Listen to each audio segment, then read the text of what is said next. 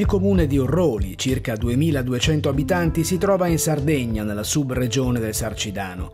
Oggi conosciuto come il paese dei centenari per la longevità dei suoi abitanti, ha compiuto proprio in questo 2018 6 secoli di storia. Ma le sue origini sono molto remote, risalgono all'età nuragica, quando si ha notizia dei primi insediamenti. Le sue vicende si sviluppano fino al 1348, l'anno della terribile peste che aveva decimato la popolazione e fece scomparire interi paesi. La nuova Orroli rinacque come la Fenice dalle sue ceneri dopo 70 anni di buio nel 1418.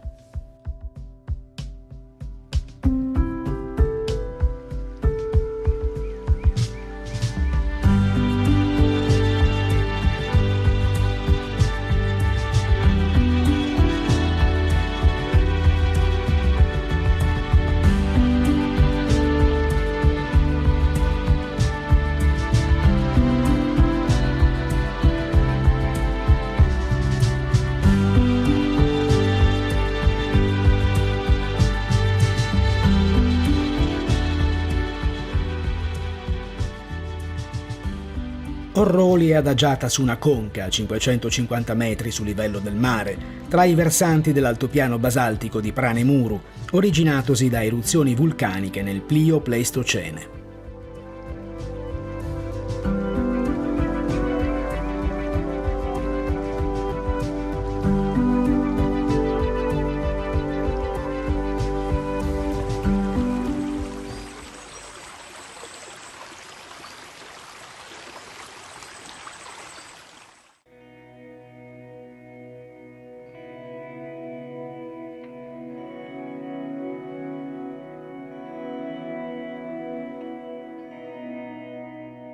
La zona è ricca di testimonianze dell'età nuragica. Tra queste, la necropoli di Summotti, numerosi nuraghi e il pozzo sacro di Subuzzu, situato nell'omonimo villaggio dove sono visibili i resti di un centinaio di capanne di pietra utilizzate fino all'età romana.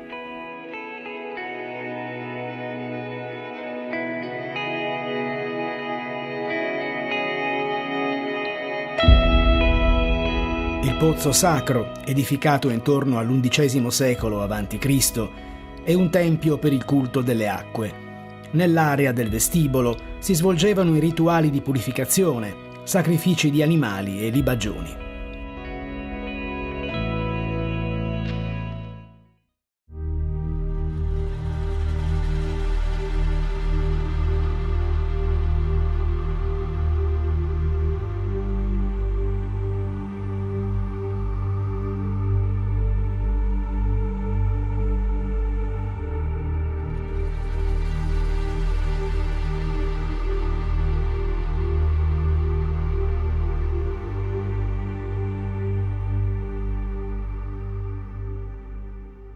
Il monumento più noto di Orroli è il maestoso nuraghe a Rubiu, così denominato per via dei licheni di colore rosso che ricoprono le sue pietre.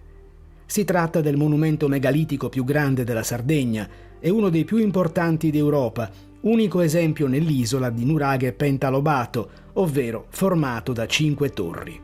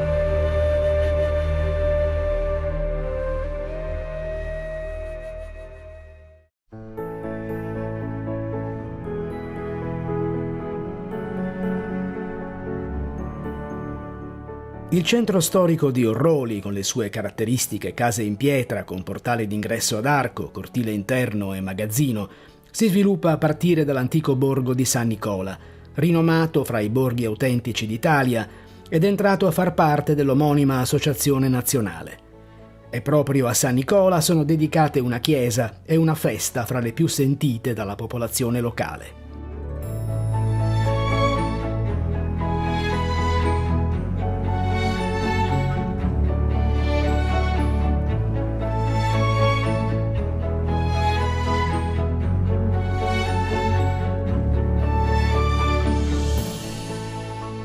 La chiesa di San Nicola è stata edificata alla fine del V secolo sopra un villaggio nuragico e più volte rimaneggiata nel corso dei secoli successivi.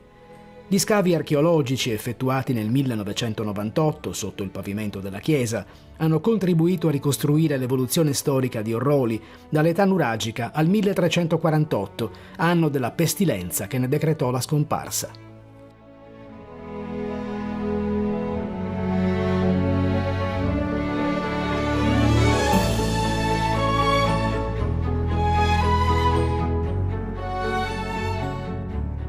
Dell'area archeologica scavata sotto la chiesa di San Nicola e nel terreno che la accoglie, oggi è visibile solo un nuraghe parzialmente interrato, risalente al 1600 a.C., a cui si accede attraverso uno stretto passaggio.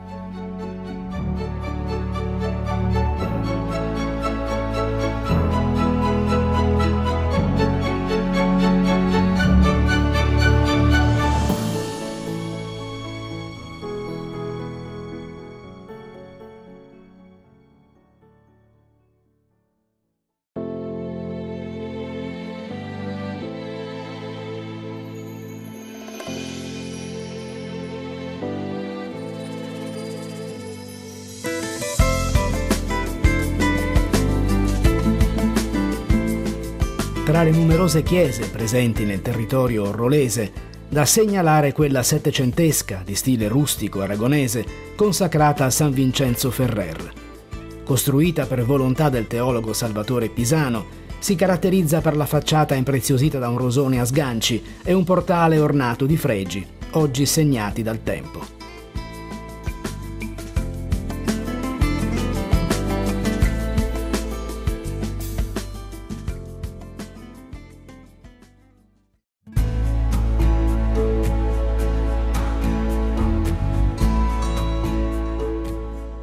La festa di San Nicola, in calendario nella seconda metà del mese di maggio, è una delle manifestazioni di fede popolare più sentite dagli orrolesi e dagli abitanti dei paesi vicini.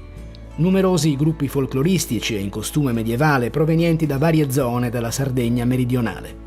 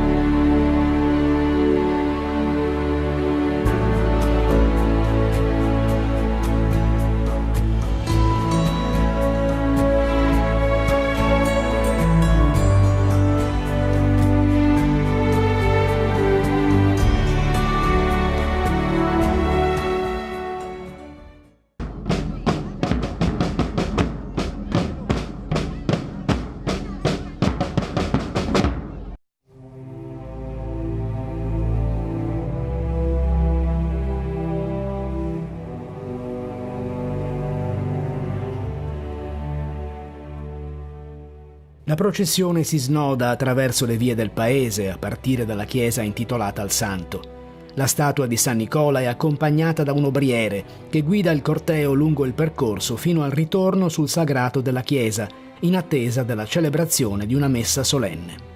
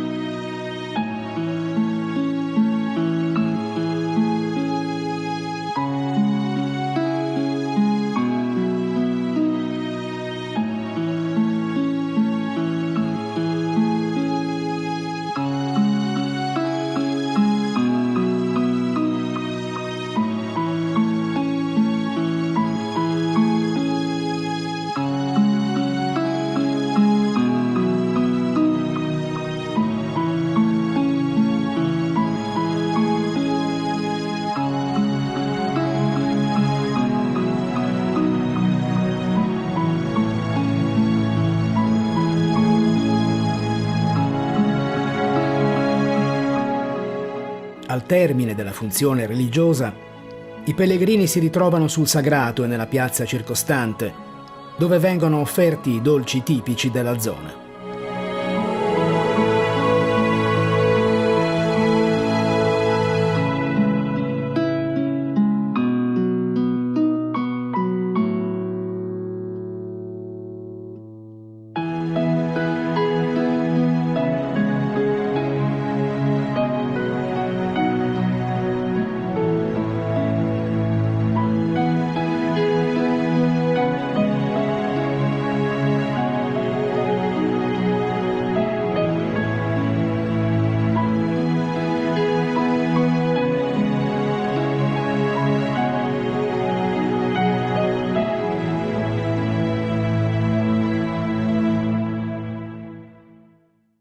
Oggi è indispensabile cercare di seguire questo filone, quindi noi abbiamo fatto di tutto per inserire Orroli in borghi autentici d'Italia.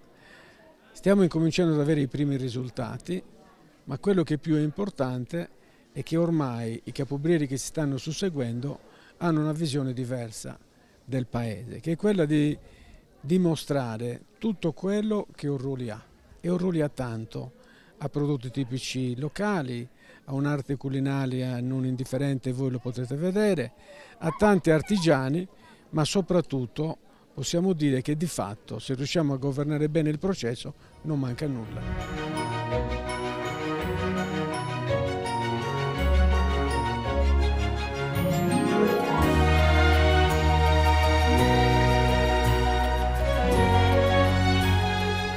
Credo che occorra ancora fare di più, perché quello che Orroli deve avere è la gente che arriva da fuori, perché è inutile che tutto il paese partecipi come di fatto sta facendo, ma noi dobbiamo trovare anche una forma di promozione che cerchi di portarci oltre e quindi fare in modo che da Cagliari, da Quartu, dai dintorni e perché no anche da Sassari e Nuoro arrivino a vedere quello che noi abbiamo.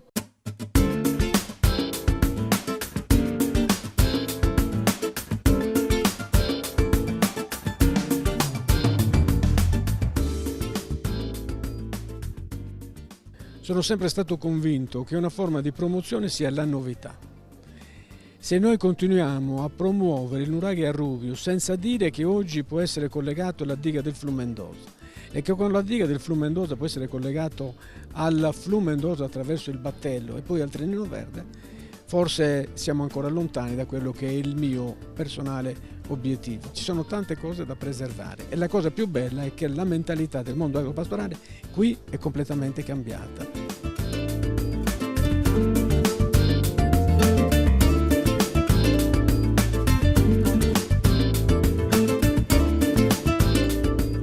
Questa è una festa che consente molta organizzazione, infatti noi partiamo già 3 mesi, 4 mesi prima della manifestazione, facciamo una questua all'interno del paese, la popolazione ci aiuta volentieri con delle piccole quote. Abbiamo un comitato di San Nicola che è stato costituito dal capobriere, automaticamente poi è la Proloco che gestisce tutto l'insieme, un bel gruppo di ragazzi della Proloco che magari sono abili sull'organizzazione e nel preparare questa festa che anno per anno veramente sta crescendo e ci sta dando molte soddisfazioni.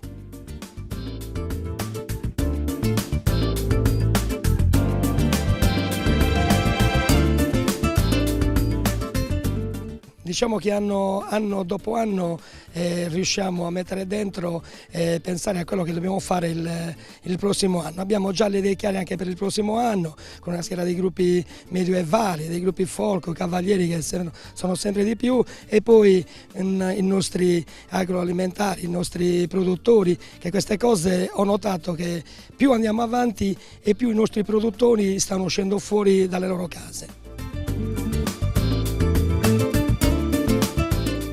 C'è una buona risposta anche da parte loro, soprattutto magari sto notando anche i giovani che stanno entrando in questa mentalità e questo mi dà veramente soddisfazione perché i primi anni quando abbiamo cominciato era duretta, adesso con loro e tutto il paese assieme, la Proloco e i comitati ci sta riuscendo alla grande. Di questo sono veramente contento come presidente.